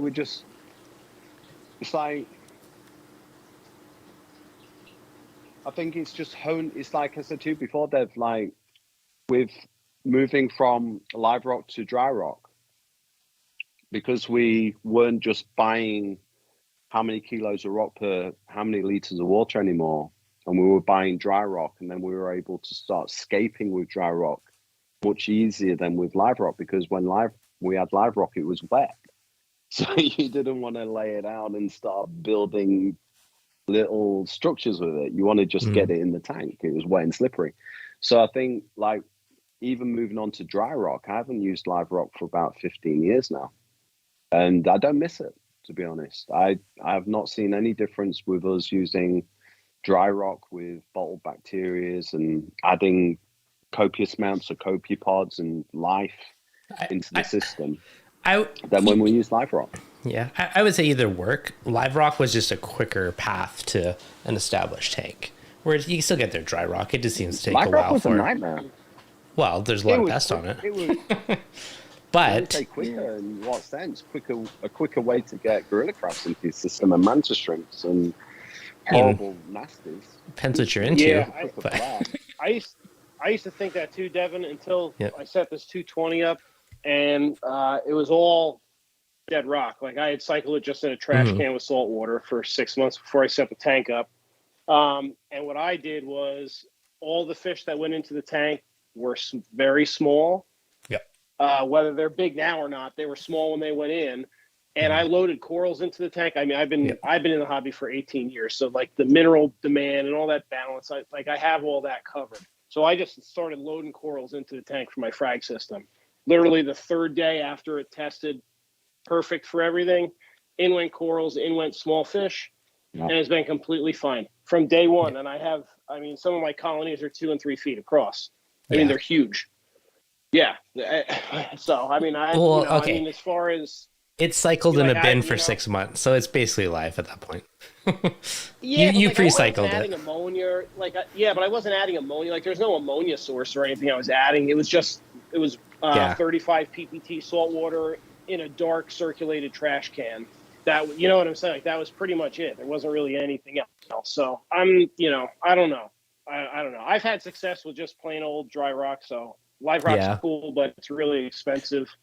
Not something I like to spend my money on personally, but Yes. Okay. It's cool, but it's not for me. My first systems had it, but my first so many pests. Yeah, my first ever tank, I bought like live rock, but not from the ocean, just from like another reefer out of a big system. And that was like almost insta cycle, and it was a good way to start because I didn't necessarily have any pests. It was just he had a massive tank with a ton of rocket and a couple fish swimming around just to keep it all alive and stuff. But it was a good way to start because it basically made the tank cycle ultra fast. So that I'd say that is like the main advantage. But yeah, especially ocean rock, you're getting who knows what you're getting on there. I think the diversity you're getting, like as far as like bacterially and what you're going to want for beneficially in your fish tank, I think most of that is coming from the corals themselves. That was part of the reason why I was actually, after I was watching a bunch of reef builders, Jake was kind of always big on that, like, getting corals in right away. And, once it's relatively stable, it's fine. So I kind of went with that, with this system, and it's been completely fine. My frag system too, it's completely bare bottom. There's not any rock in my frag system at all, not a piece. There's no biomedia. It's just bare glass, corals, and a couple fish. And that one's fine too. So I don't, live rock's cool, but I don't think it's necessary. But it does help. I mean, if you want to get it done quicker, if you're newer, you don't really kind of know what to look for. I think it's kind of like a buffer. It's like sand. Like sand just makes everything easier when you're starting the tank up because it's just more room for all that good stuff to populate. I just prefer not to use it myself. I have too much flow in my systems to use sand or anything like that. Yeah. Way too much. I have vortex like on the bottom, on the other side of my system. They're like right here. And they blow. Oh, there's no way. In a frag tank, I would totally do bare bottom. But in a display, I'm still partial to sand. But that's personal preference. Yeah. I have Deb, do you know what Deb, do you know what the biggest mistake that I see new or even not even new hobbyists, but people that are starting a new tank up, even when they've had a tank for years, the biggest mistake that they do is stalling the cycle, believe it or not. Probably. Because they're that hesitant about adding fish that they actually stall out the cycle because there isn't the drip of ammonia. And like I have customers like, I'll say to them like, okay, go and get your bottle bacteria. You got your water in, it's all to salinity, it's all to temperature, everything's done. Okay, go and buy your bottle bacteria, and you need to stick like 20, 30 chromis in there. And they're like, what? And I'm like, yeah. You need to get some fish in there because when they aspirate the ammonia, it's actually a small amount. So you have to feed that. The bacteria is the first livestock in the tank. For sure. And they're so afraid of getting life into the system, they actually stall out the cycle. And it was like, is it JC? Who was it who was talking then? Sorry, Adam. It's like Adam was saying, I'm a massive advocate of the sooner you get life into your system, and the diversity of life as well. That's why we always advocate adding loads of copepods and macrofauna and all of that in early on as well, is that's when Mother Nature can start to kick in and help you. Without that life in there, she can't help you. Yeah. Now, one thing too that you said, or someone mentioned, but even adding all the coral and the diversity of bacteria that gives, I definitely do agree with that one. I remember when I did the microbiome test, like I had like a pretty dang diverse bacteria, but I also, before pre-pandemic madness, I was going to shows like monthly and I was getting coral from all over the place and adding to my tank. So I think indirectly I was adding like a whole slew of different bacteria just from adding all those different corals from all over the world to it, which is kind of a fun way to add it. More fun than a bottle of bacteria. Add more coral. Yeah. Dun. I had some other good questions, but I completely forgot them all. But yeah, stalling the cycle, 100% can. I know some bottle bacteria will actually fight with each other too, right? If they're different types of bacteria. So even doing the bacteria soup could potentially stall it out. I know whenever I pre-cycled rock, I always just dosed ammonia to the bin just to feed it, which worked well. But adding fish, again, same idea. Just make sure you're feeding it and keep it going. Yeah. think it's important to not overcomplicate this hobby, like at all costs. That's the way I kind of do it. You know, like, you know, like seriously, dude, like put rock in the fish tank, put fish in the fish tank, put corals in the fish tank, feed the fish. Yeah, and I mean, you know, it does its thing. You know, that I don't know. It's people kind of go crazy with stuff. That's why I like Abe from Coral Euphoria. yeah, He's like another old school guy, like Mark II. he's super simple. Yeah, you know, it's like it doesn't take much. Like if you have an issue, like the worst thing you should be doing is changing water. Like that's it. And you should be waiting and watching your animals. And then if there's still an issue, change some more water. And if there's still an issue, consider your source water. You know, like it's nothing crazy. It's just like I'm a big water change guy. Take it easy and load it up. Yeah, man. Yeah. That's that's it. On my 650 gallon really thing, I was doing about 200 or 300 gallons a month. Yeah. Oh yeah. It's a good chunk. Yep. 30%. Yeah. You had a lot of big fish in there too, didn't you? Yeah. It's one of those things. It could be as simple or as complicated as you want to make it. Choose your path. You could do super basic manual, or you can buy tons of gear and automate it. I mean, they're both going to get you there. They're just different paths. I'm obviously, I'm a gear junkie. Man, you just got to keep the animals first. Like, you know, 100%. That's cool. It's like, you know, you got it. The gear is cool, but you got to be able to grow the corals. Like if you're not growing the corals, you're just collecting gear and a box of salt water. You know, it's pretty like, much the most high-tech box of water ever. But, you know, I follow 4 YouTubers and I just upscale everything they do. Yeah, there you go. Yeah, it's funny. I don't know. It's funny because I laugh. I appreciate simple, but I find the gear almost a hobby within the hobby of the tech side of it. Because my work in tech stuff, like I'm super into the techie stuff. So like to me, it's like a side hobby within the hobby, which is interesting. But I appreciate the simple. I just try and then I get sucked in. Yeah, a lot of that kind of got me into the hobby. Out. Yeah. Mm-hmm. Yeah. A lot of the game is kind of figuring out like where to put your dollars in this hobby. Mm-hmm. You know, like a lot of people, like I personally don't spend a ton of money on lighting. I have Noob Psych lighting, but I've got a full Neptune controller that tests everything and is looking at everything. That's more for like insurance for me. For anything else, I have so many of these damn corals in here. If they die, like there's no way I can afford to replace all of these. So it's more of insurance for me than anything else. But like at the same time, my lights are not $900 a piece. So, you know, I still haven't figured out what lights I'm going with. I'm so back and forth. You do anything, man. People are going back to like halides and T5s now. It's crazy. It's like every month. That's what Tula was recommending me for the big tank. He was telling me to go with halides. I really didn't want to. Yeah. Most public exhibits are still using halides for a reason. So as long as you can get the bulbs. Yeah, some of the newer ones actually aren't nearly as bad for the heat and everything as the old school ones used to be too. But I mean, they're all going to grow coral. Different ways to do it. But yep, absolutely. Actually, Kate, what do you know? So Adam, you're running the Noobs, which they're actually pretty good lights. I played with them for a while. They're pretty good bang for your buck.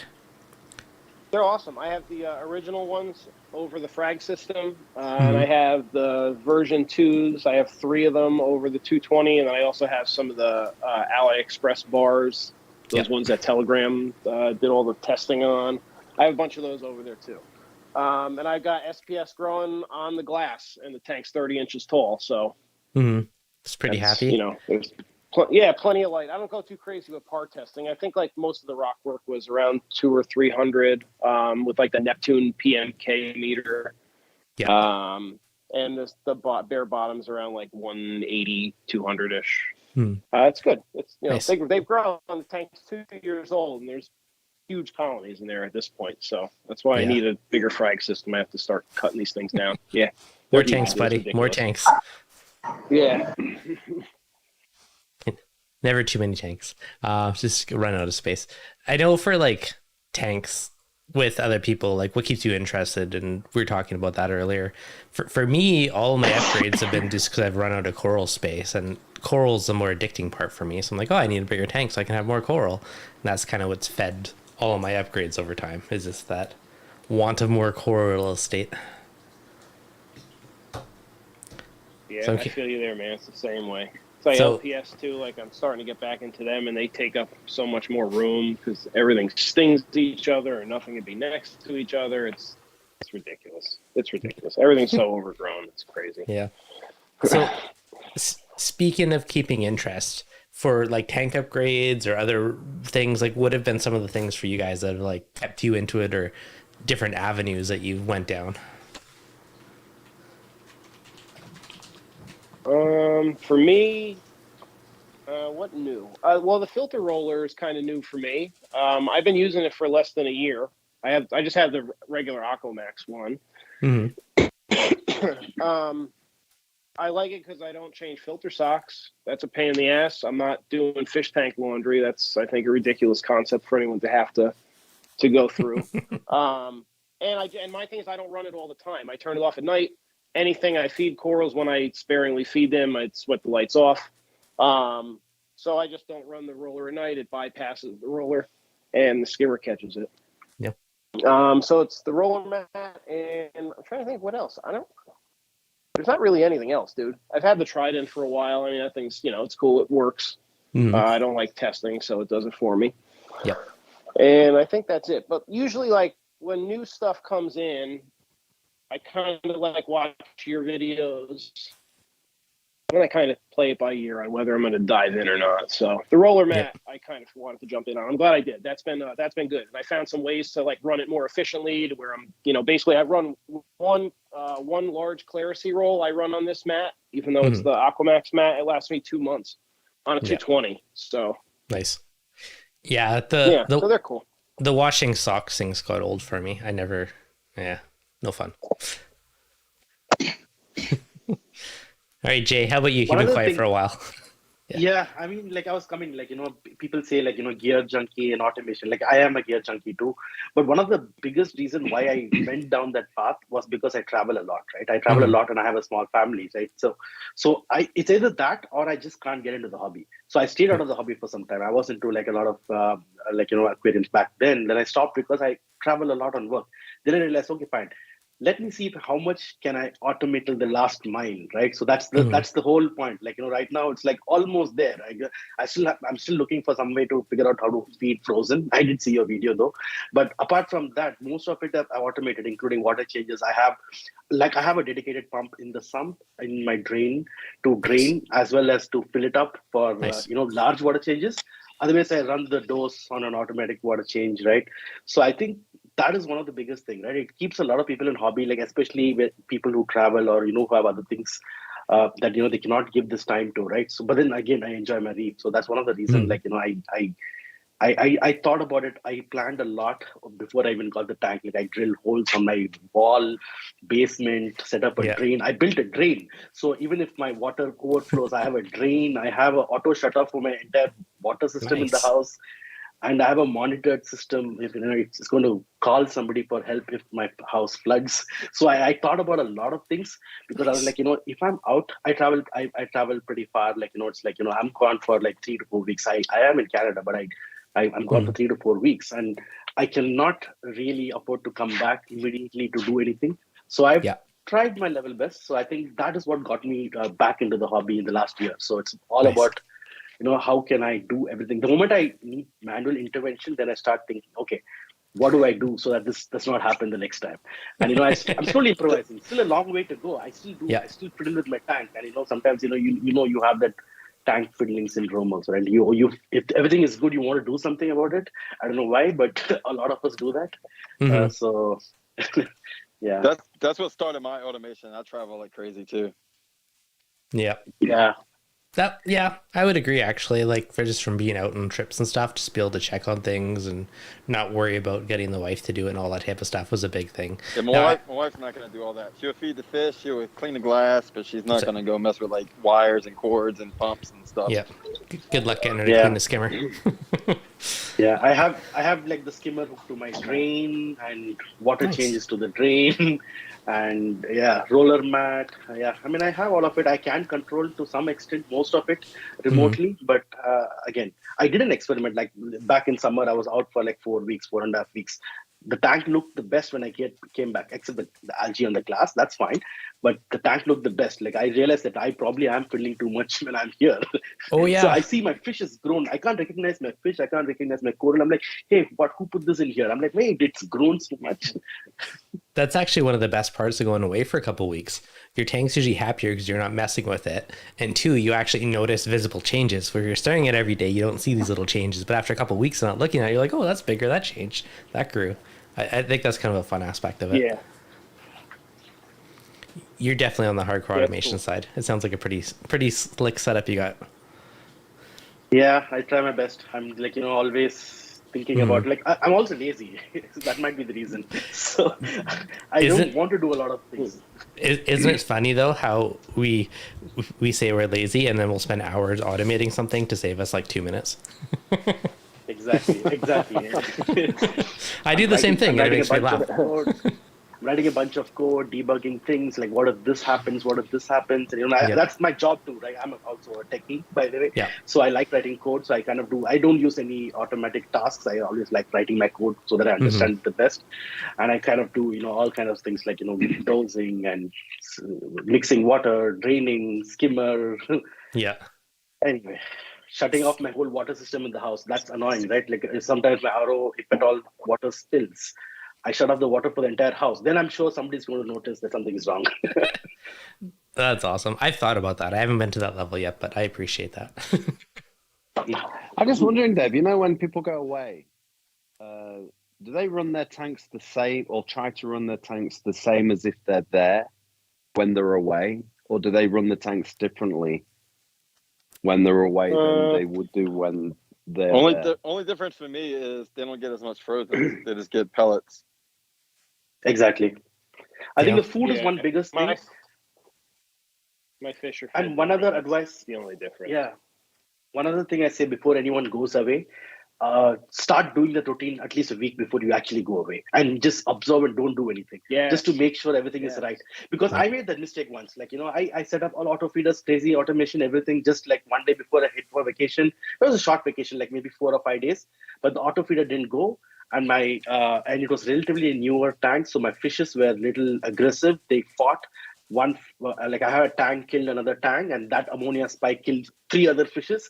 So then I realized it's like, all because they didn't get their nori, they didn't get their frozen food, and my auto feeder did not really work for some reason. Like, it was back then, it was like, now I have 3 auto feeders. Like I went back up for the auto feeder.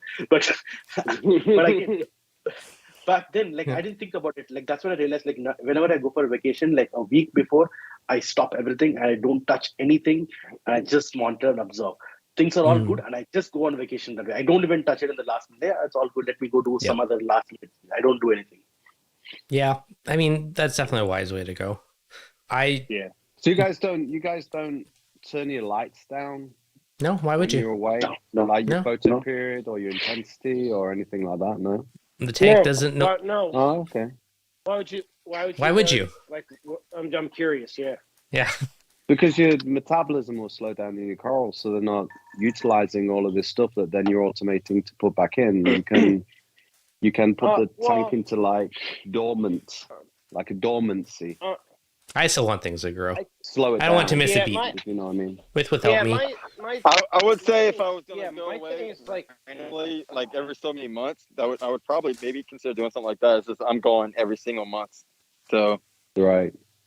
Yeah, mine is just more or less like I don't want to disturb my system at all. Like for mineral wise, I'm dosing Kalkwasser. It's almost 4 gallons a day. It's going to be 4 gallons a day tomorrow. It's going to be 4 gallons a day 2 weeks from now. It's going to be 4 gallons a day 3 weeks from now. I don't want to change anything to mess with that now. I'm messing with that consumption before I'm going on vacation. I'd rather just kind of let it. I just kind of let it go. I have someone come over and feed the fish.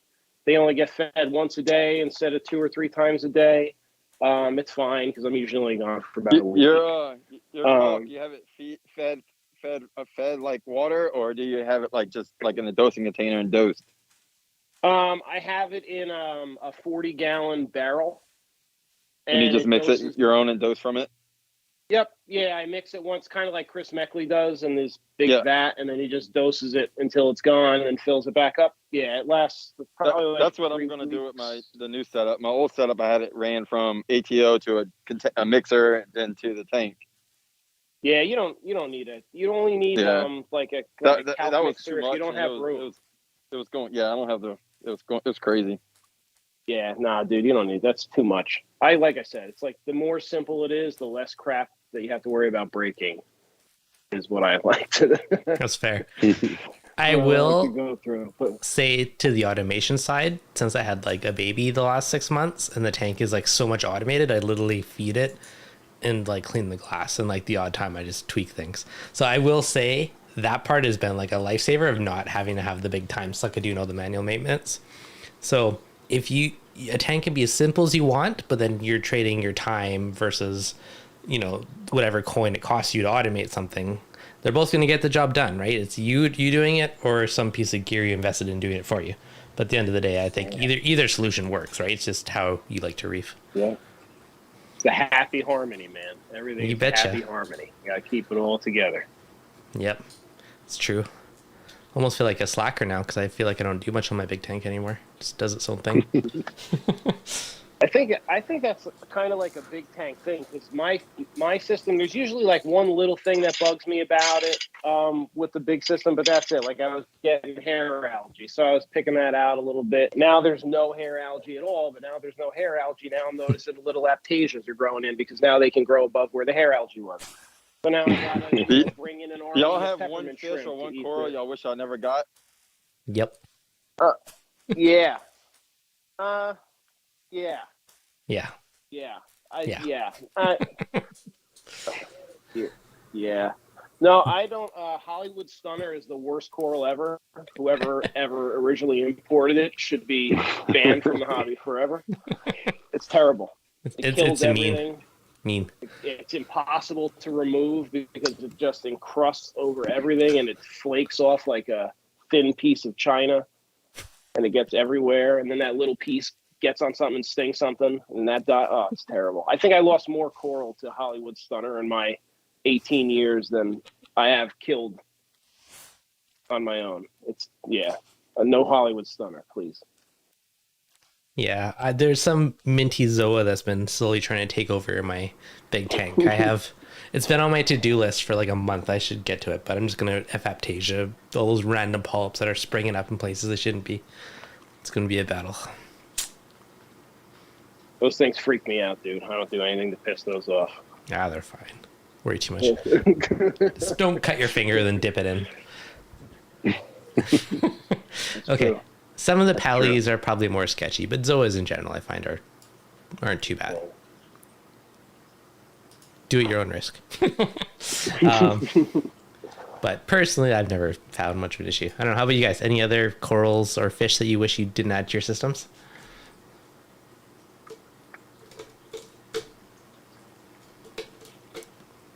I would never get another hippo tank. Yeah. What's your reasoning? Yeah. They like to move coral around. Yep. Yes, they like do. to wedge themselves in the rock and. Yeah, they'll go. Yeah, and that's another thing too. Yeah, they'll like just get into the most absurd spot ever. They won't come out of. Yeah. Oh, they get all scratched up and ugly. Yeah, from the rock. Yeah, that's what I mean. Yeah. They're like getting the most smallest hole ever that they can't fit in and scratch their whole body up. Yeah, that's fair. I got one there. What do you got? I got one slightly off topic, but I'm wondering what everybody would like to see for this coming year, whether it be a piece of kit or something change, or what would you like to see come into the hobby this year that isn't already in the hobby that would be worth having? A sump that's interchangeable, like where it's not pre-staged baffles and pre-staged this and that, where you just buy little containers that drop into a big open sump. Right. I think that makes more sense. That's the whole reason I'm going to bulk container thing, because I can get my own. I mean, I have stuff and I can weld my own PVC, and I can just make my own drop-in containers and change them out if I need to. Not that you should be doing that much changing, but I mean, if you grow or things go bad or whatever the situation is, it's nice to be able to just change it. It's a cool. Socks and Yeah. It's a cool idea. Like, if you had a modular sump that was just like acrylic or PVC, whatever chambers, they just need a nice way to link up the chambers. Yeah. It's a cool idea, though. I do like it. Yeah. Automatic nori feeder. Ooh, that's a good one, actually. That is literally the one thing that's not automated. I like it. Exactly. Exactly. Big roll, it just slowly feeds it in. Yeah. It goes down. I like what it. saved my fishes, right? Like my fishes got aggressive because they didn't get to have nori and the auto feeder was not. Yeah. Anyway, you can ask me things what you were looking for because I know exactly what I do manually, and those are the things that I'm looking for gadgets. That's a great one. I need to build something. Roll a nori. Buy a roll, Yeah. Roll a nori. It's going to end up breaking in the middle and not work. That would be awesome, though. That I feel a lot of nori. Dispenser. Perfect. That's a great one. I like it. Devin, you know, like the pouch feeder that Julian does, Yep. that TLF like graded. You'd almost need like a roll of that to feeds put the in nori somehow. in. Yeah. Yeah, and then you'd roll that through. Oh man, yeah, that would be pretty good. That would be pretty good. That would be cool. I know. I'm brainstorming. For Antonio at VCA, I think he could probably 3D print something. I'm already thinking how I can build one. I already got a few ideas in my head. Do you like those little like money dispenser guns? You basically need one of those that like feed sheets of nori in. My only issue, like a stripper gun? yeah, just nori for everybody. But if you, because it goes into that little pouch, Dad, you I think. will sell a million. You will sell a million of those things. All right, Like, I'm gonna every reefer that has a tang, which is pretty much every reefer anyway. firing up this 3D printer already. I'm already working on ideas. That's a great idea. I like it. I don't know. Yeah, I'd rather that than a frozen food feeder. Yeah, exactly. Like I feed so much nori. Like I feed a big sushi sheet a day to my tank. I like it. I feed a little bit more now. When my tank has visible algae in it, I don't really jump on feeding the nori that often, to be honest with you. But now that the hair algae is mainly clogged out, my rocks are pretty much bare now, algae wise. Now I add more nori in, and they get an algae-based pellet 2 or 3 times a day. For my 650 gallon, I had to bulk buy, like store buy stuff just to feed it that much. Like I had these giant huge packs. Oh, that's what I do. I buy like the sushi market, like 100 sheets or whatever. Like I just buy sushi nori. Yep, I bought the Aquarium brand stuff just to support the hobby a little bit, but man, it was expensive though. I just buy the store version of it. The packs are too small. Sushi market. You can get the Julian stuff in bulk, I think, from Champion Lighting. You can get like you don't have to buy like those little foil packets of it. That's ridiculous. I think they sell like big bulk packs at Champion. Yeah, bulk packs. But yeah, I buy the stuff on Amazon myself. And even food for the tank, like frozen food. Like I don't feed like commercial frozen food because I don't trust the local. I don't trust the local fish store to have kept it frozen the entire time. And it's not worth me putting that crap in my fish tank. You know, like there's no way. I make my own mostly just because most of my fish like the bigger stuff. They didn't like all those little things. Yeah. I just, I throw it in the blender and it's pretty much turns it to multiple sizes there. I've been doing that forever. That was like the first thing I learned when I got in the hobby was my Reef Club did a DIY fish food. Come and learn how to do it. We'll show you. And it was awesome. And it's literally just like, it cost, I think, maybe $10, and it was a year's worth of food, all fresh, high-end food from the grocery store. You couldn't get any fresher. So yeah, perfect. What got me into it is my sharks. I had to feed them frozen. So when I started feeding them frozen, then I was like, I might as well just feed all the fish this. Oh yeah. Yeah. So the thing is, it's like even with the recipe that you use for your DIY food, it's like you can control some of your levels. So, like for example, if you put squid and octopus in there, cephalopods are a high source of iodine, natural iodine. So if you need to raise your iodine a little bit instead of dosing it, you can just put some more squid in the diet. I didn't think about that. That's a good idea. Yeah. Nick, new business for you, buddy. Making tailored fish food. You just pick your parameters you need to bump up, and here's your frozen food for the week. That's the thing. You can control a lot food, that's why nutrition, right? Yeah. One of the 6 pillars. You can control a lot of elements actually with nutrition. Because if you look into like geeky stuff like nutritional value in a prawn, for example, you'll see that it has zinc in it. Zinc is for metabolism for your fish and for your coral. So by adding raw prawns to your food, you're giving zinc to your fish for metabolism. So on. No, it's probably a better, more natural way to do it. You're feeding anyways, right? So makes sense.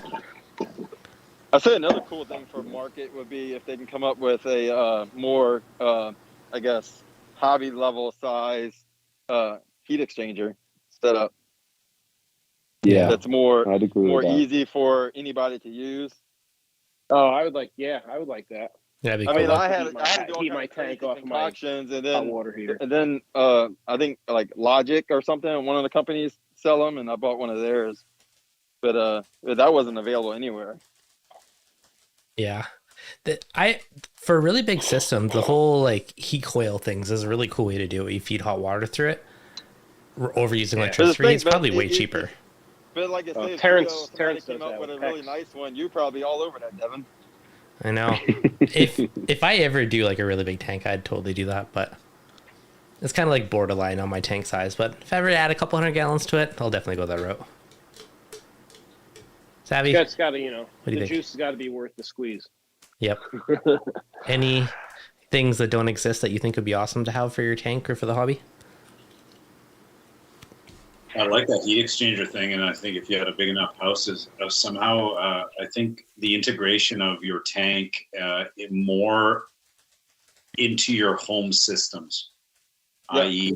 the monitoring, the heat exchange. Like I think we do so many things to try and improve the efficiency of our homes. The heat thing's a primary one, right? We're all looking to scavenge heat or get rid of heat from certain things. Like why not reuse that to keep your tank warm or cool? Right. Tie into your geotherm.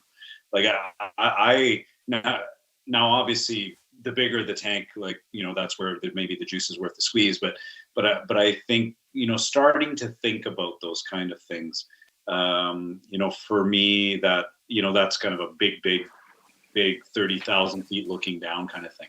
Yeah. I would murder for a continuous alkalinity probe. I would love one of them. That'd be cool. One that's reliable and something in the same vein as our pH probes. I think to me that would be one of the most valuable continuous measurements that I could make. And generally from the hobby, what I really like to see is more more discussion around, especially for newer reefers, is risk management stuff like we've talked about today with disasters and lessons learned. Is, for instance, like for us, like my interest in projects now for the tank is trying to think of the worst possible thing that could happen to my tank, and then trying to make the simplest way to alleviate, mitigate, or deal with that emergency.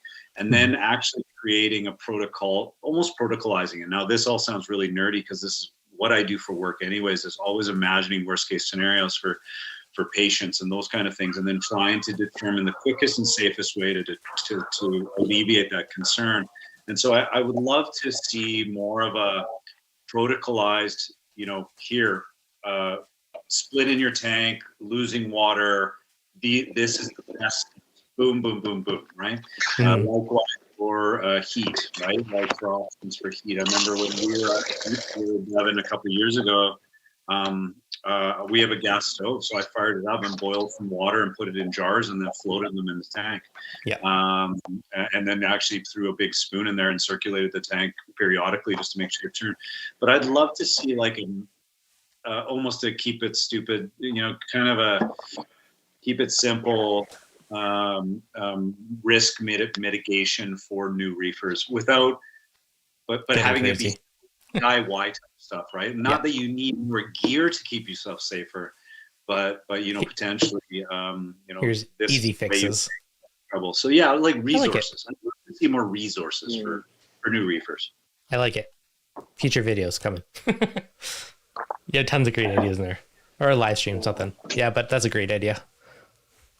Yeah, I like. What about? I've seen it on ponds, like a drum filter. So it's almost like where ponds, they're a drum filter, and the drum filters are backfed, so there's no reusable media required to use. I think that I've seen what you're talking about. I was looking into those, but I don't know nothing about them. Yeah, they're usually on like large scale koi ponds. They haven't been adapted to like smaller systems yet, but I think that would be really cool. Anything to remove, like I hate having to throw crap in the garbage. So before I was throwing polyester floss in the garbage constantly as my filter media, which was kind of annoying because like polyester is basically plastic. So now I have these these cotton filter rolls. Every 2 months, I'm throwing one of those out in the garbage. If I had a drum filter that would kind of backwash or whatever and didn't have any media in it, it would save that much more crap from going in the landfill. And that much less work we have to do. So we have to change that every 2 months. So that would be where I would be happy with it. Hey, Adam, on that note. So I think that would be pretty neat. This might be the same thing you're talking about, but I was watching some like aquaponic-y type videos a while ago, and they had these different where the water flowed to different tanks, and one of them was basically a settling tank that collect all the crap, and they could just drain and flush it out, and then they'd like go to the next tank after that after a while. But it was like an interesting thing like that, where it was just like mechanically settled almost as it went through all the filtration. I'm just a big fan of like either reducing or eliminating recurring costs in the hobby. Like that's where I'm at now. Like basically I want to run the system as well as I can run it for as cheaply as I can run it without sacrificing the health or welfare of the animals, at all. Is basically how I kind of like to go about it. And that's kind of what keeps me into it. Like where's the juice worth the squeeze, basically. Yeah. I definitely am with you on less consumables. Like I love my filter roller, but again, I hate the fact that I have to replace it. I have seen people washing them and reusing them. I have not tried to do it yet, but that's that fish tank laundry, man. I don't know. I know. Back into that territory again. Yep. But if you want super budget, I mean, I've seen people wash it and re-roll it. I mean, you could use a drill and make a brrr thing, but that newer protein skimmer that came out that has the like filter roll in it, I think. Yeah, that one. The smarter Reef. Yeah, he said his is supposed to be washable. You can get a couple uses out of it. Mm-hmm. Sounds horrible. That sounds like it's going back to the socks again. It's an interesting idea. Change it. Yeah, I have to watch it and see. It all depends on how quick that roll gets used. Mm-hmm. You know what I'm saying? Like that's what I'm looking at as far as is it worth it to me? Is how much is this going to cost me per month running the system? I mean, and is that cost worth? Either it could be anything. You can apply that to anything as far as automation goes or whatever. Like how much is this saving me, or how much is this helping my system, or is it making my system run better at all? And kind of just roll that back against the cost. Then you got to make the decision from there. Yeah. Yeah, no, it's true. And that's the same thing. Like if filter rollers, I was replacing them monthly, I probably wouldn't do it. But if they last a couple months, I'm like, okay, that's not too bad. Saves me washing salts and dealing with that. Or you just don't run anything for that and just run a big refugium full of Chaeto and let it capture all your stuff. I mean, there's just so many different ways you can like tackle these things in the hobby. Yeah. Yep. Yeah. DIY was big for me when I started. I started when in the hobby when I was a senior in high school, so I didn't have any money. At all. Mm-hmm. So it was either used equipment or I built, I had a 180-gallon fish tank that I bought used, and everything in it was used vortex and used lighting and used this and used that. And it all ended up adding up to a great tank in the end. And then I just kind of, moved on from there. I did the same thing with the next system, and now I have some money to put into it. But again, it's just like, I'm only going to put the money where it's going to help me. Like the Vortex, I like spending the money on because you can put them at the bottom of the glass. You don't have a huge wire, that kind of deal. Lighting, I mean, I feel like I can get performance lighting at any price point you could possibly spend it on. So I choose not to spend it there. And then my frag system is all, J-Bow power heads, pumps, lights or noob psychs. Like it's nothing crazy. I like spending money on the animals I give them quality food. I like to support quality vendors as far as like livestock goes and stuff like that. So I kind of like to spend my money there. But that's kind of what experience is in the hobby. And again, with the disaster thing too, it's just a constant every day of, okay, what's the tank doing today? Is it something bad? Okay, how can I fix it? Do I fix it today? Do I fix it tomorrow? Do I fix it next week? It's just that every day of your life. Every single day, no days off for you. yes, and hopefully most of the days are the tank is fine. I don't have to do anything today. But there's been more than one occasion where I've come down at 8 o'clock in the morning. I have to leave in a half hour for work, and nope, I'm not leaving for work today. My heater's blown out. I need to go get it. And then I kick myself for not having a heater ready to go. But again, it's fool me once, shame on me. I have extra heaters on the shelf now at all times ready to go. Yeah. Now, but if you had a hobby grade heat exchanger, you would never have to change it. Yeah. You just got to make it happen, Sid. That's true. Yeah. I don't know. It would be cool. All right. I've realized it's been like 2 hours, so I think we'll probably cut it pretty short. I know it's like 2 a.m. for you, Nick, so thanks for the late night stream from the other side of the pond. It's lots of fun. Not a problem. Yeah, it's been ages since we've done a good group one, so it is definitely fun and all these little rabbit holes. So yeah, thanks for hanging out tonight, guys. Any of y'all are in crazy snow and stuff right now? Last week here, it was minus 30 for a few days, like super cold, tons of snow, and now today it's like +5 and it all melted. Sounds very horrible. Yeah. Yep. Buffalo got dumped on up by me, but I'm down by New York City, so not too bad. Yep. Yeah, so it's warm now, so all gone. How about you guys? I know the East Coast has some storms and stuff, apparently. So yeah, like I'm in Toronto, so yeah, we did have a storm last weekend. Yep. I was prepared, I got in a tri-fuel generator and gas and all kinds of things, But yeah, obviously, since I got the generator, nothing bad happened. That's right? the I didn't best. lose power. That's the best preventative is to spend $1,000 on a generator, and then you never have to use it. Exactly. The funny part is like in Louisiana, it never really gets cold. So when it gets like 30 degrees, the whole world shuts down over here. But it's so funny when you travel and you see all these other places where it could be like negative or 1 degree, and then it's like, okay, we're just going on our day.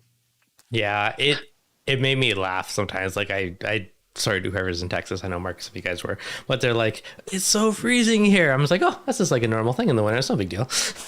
But to them, I guess it's relative, right? Because you're not used to it. The house is probably not as insulated, all that other stuff. So it's a different impact. The houses aren't set up for it, so people go crazy insulating stuff and some psychopath level. So it's funny. Tracy, thanks for the super chat. Better late than never, buddy. All right, guys. I think we'll call it. It's been a long one today, so thank you for hanging out for the last 2 hours. It's definitely been fun randomly going down all these different rabbit holes. So I'll have to do these again once in a while. They're kind of fun doing the big group ones. All right, guys. Thank you. Good to be here. Awesome. Thanks, guys. Thanks for having us. Definitely. Have a good night. Thanks, guys. And live stream.